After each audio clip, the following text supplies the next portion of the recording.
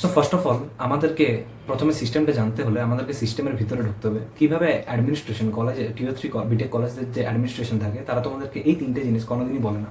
First জিনিসটা হচ্ছে ওই যে ব্যানারের হিরোরা যাদেরকে আমরা কলেজের বাইরে বা রাস্তাঘাটে বড় বড় সিটিজে যখন কোনো কলেজ নিজের অ্যাডভার্টাইজিং করে তখন আমরা দেখতে পাই 50 লাখের সিটিসি, 40 লাখের সিটিসি বা তারও বেশি সিটিসি যেগুলো যায়। হয়তো কোনো ছেলে সেই কলেজেরই প্রচুর পরিমাণে পরিশ্রম করে নিজের যোগ্যতায় অফ ক্যাম্পাসে প্লেসমেন্ট নিয়েছে, সেটাকে ওই কলেজটা নিজের প্লেসমেন্ট বলে চালিয়ে দেয় এবং ওই সমস্ত ব্যানারে মার্কেটিং গিমিক করে। এর চক্করে অনেক ছেলে পড়ে এবং সেই সমস্ত কলেজে অ্যাডমিশন নিয়ে বসে। তারপরে রুল হচ্ছে 75% অ্যাটেন্ডেন্স রুল, অর্থাৎ আমার দ্বিতীয় পয়েন্ট। 75% অ্যাটেন্ডেন্স রুল কীরকম হয়?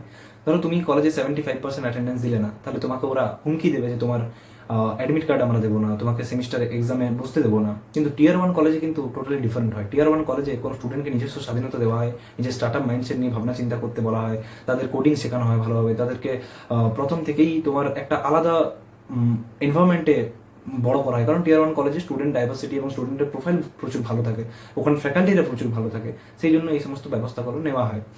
এবং টিয়ার থ্রি কলেজগুলোতে কী হয়, সেখানে 75% অ্যাটেন্ডেন্স, 80% অ্যাটেন্ডেন্সের জাস্ট একটা উল্টো পাল্টা নিয়ম করে ছেলেদের মাইন্ড খেয়ে পর প্রাপ্তবয়স্কদের মতো তাদেরকে বিহেভ করা হয়। ওকে, তারপরে চলে আসি আমি থার্ড রুল, যেটা হচ্ছে তোমার 10 বছরের পুরনো সিলেবাস। তুমি বলো আমাদের যে সমস্ত স্টেট ইউনিভার্সিটি লাইক মাকাউতে আদার স্টেট ইউনিভার্সিটিস যেগুলো আছে আমাদের পশ্চিমবঙ্গে, সেগুলো 10 বছর 20 বছর আগে সেই পুরোনো সিএস মেকানিক্যাল ইলেকট্রিক্যালের যে ধাঁচা একটা তৈরি করে রেখেছে সিলেবাসের, সেই সিলেবাসই তোমাদের এই 2026-এও চলে আসছে, যেটা রিক্রুটারদের একদমই পছন্দ না। এমনকি কোনো চেঞ্জও নেই ইউনিভার্সিটির, মানে সরকার আমাদের এতই লেজি যে সিলেবাস বিটেক সিলেবাসের কোনো চেঞ্জই তারা করে না এবং সেই বিটেক সিলেবাসই টিয়ার থ্রি কলেজরা পড়তে থাকে।